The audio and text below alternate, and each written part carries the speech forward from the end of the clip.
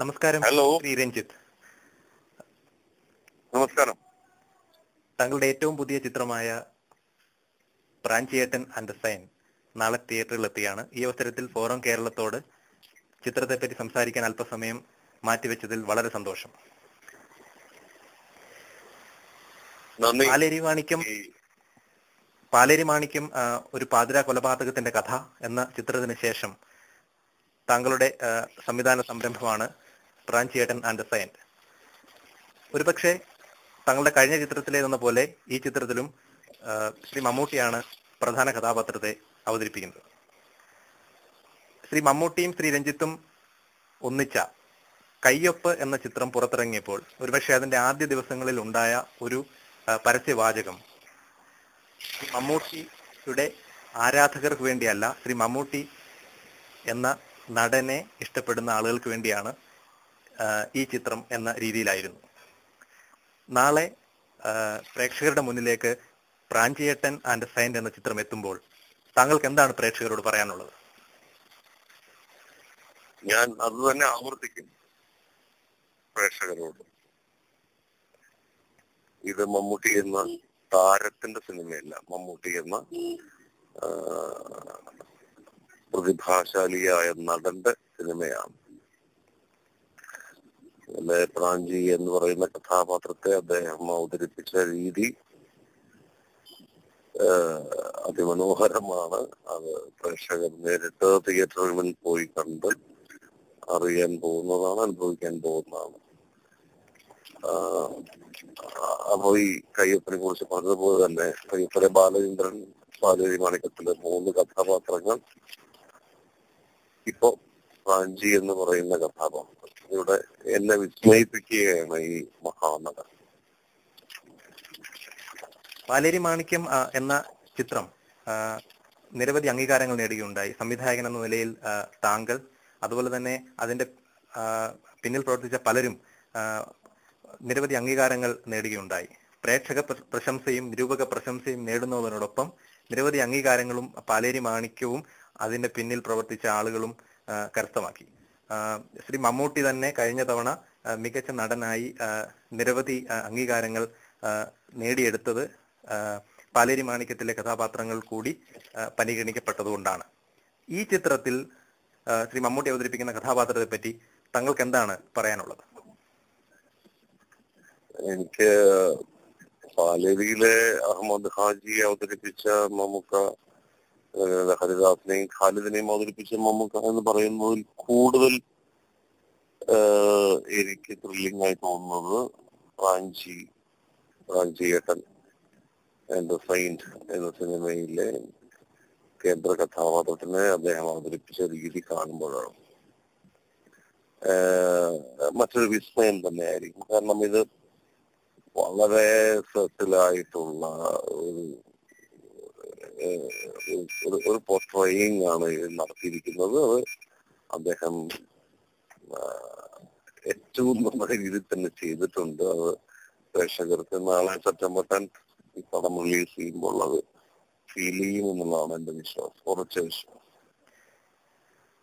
മറ്റൊരു കാര്യം, ഒരുപക്ഷെ കുറെ നാൾക്ക് ശേഷമായിരിക്കും മലയാളത്തിലെ സൂപ്പർ താരങ്ങളുടെ ചിത്രങ്ങൾ, അതുപോലെ തന്നെ പ്രഗത്ഭരായ സംവിധായകരുടെ ചില ചിത്രങ്ങൾ ഏകദേശം ഒരേ സീസണിൽ ഇപ്പോൾ റംസാൻ പ്രമാണിച്ച് പുറത്തിറങ്ങുന്നത്. ഇന്ന് ശ്രീ മോഹൻലാൽ നായകനായി അഭിനയിച്ച ശ്രീ പത്മകുമാർ സംവിധാനം ചെയ്ത ശിക്കാർ തിയേറ്ററുകളിലെത്തി.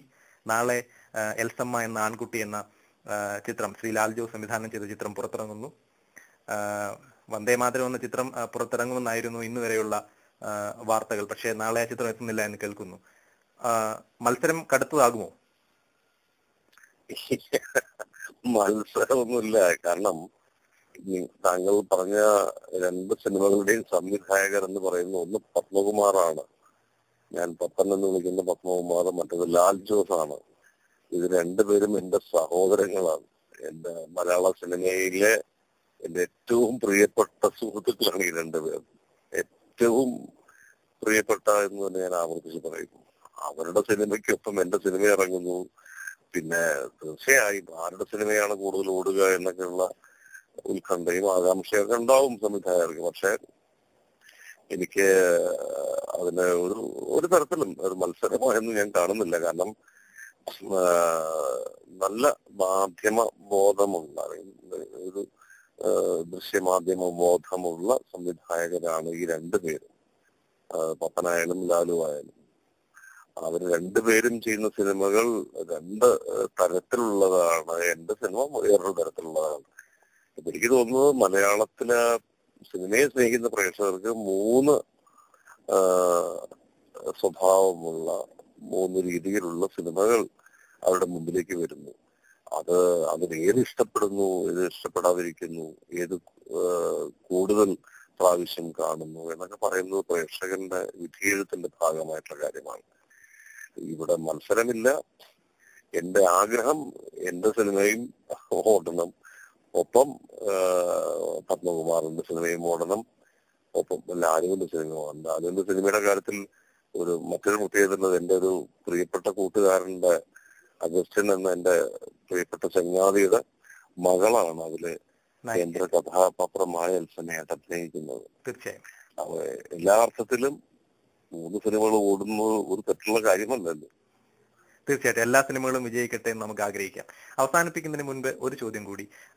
ശ്രീ രഞ്ജിത്ത് എന്ന സംവിധായകൻ മലയാളികൾ നെഞ്ചോട് ചേർത്ത് പിടിച്ച നിരവധി ചിത്രങ്ങൾ സംഭാവന ചെയ്ത വ്യക്തിയാണ്.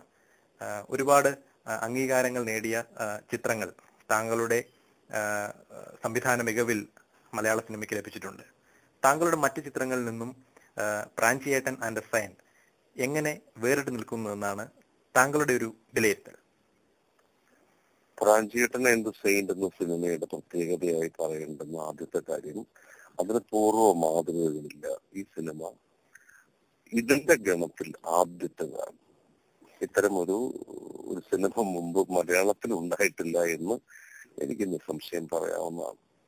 ഇത് നമ്മൾ മുമ്പ് കണ്ട ആ സിനിമ പോലൊരു സിനിമ എന്ന് ആർക്കും പറയാൻ കഴിയില്ല. കാരണം അതിന്റെ ആശയത്തിന്റെ രീതിയിലായാലും കഥ പറഞ്ഞ രീതിയിൽ, സ്ക്രിപ്റ്റിങ്ങിന്റെ കാര്യത്തിലായാലും മേക്കിങ്ങിന്റെ കാര്യത്തിലായാലും എല്ലാം തന്നെ ഒരു പുതുമ അല്ലെങ്കിൽ മുൻപ് അനുഭവിച്ചിട്ടില്ലാത്ത ഒരു ഫീൽ പ്രേക്ഷകന് നൽകാൻ ആ സിനിമയ്ക്ക് കഴിയും എല്ലാ അർത്ഥത്തിലും എന്നുള്ളതാണ് എന്റെ വിശ്വാസം.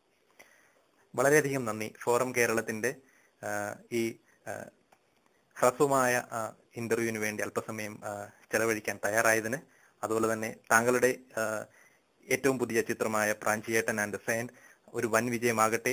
പ്രേക്ഷകർക്കും നിരൂപകർക്കും ഒരുപോലെ ഇഷ്ടപ്പെടുന്ന ഒരു നല്ല ചിത്രം, അതുപോലെ തന്നെ നിരവധി അംഗീകാരങ്ങൾ ചിത്രത്തെ തേടിയെത്തട്ടെ എന്ന് ആത്മാർത്ഥമായി ആഗ്രഹിക്കുന്നു. നന്ദി ഫോറം കേരളത്തിനും, ഫോറം കേരളത്തിനെ സ്നേഹിക്കുന്ന അതിന്റെ പ്രേക്ഷകർക്കും ശ്രോതാക്കൾക്കും ഒരായിരം നന്ദി. Thank you sir.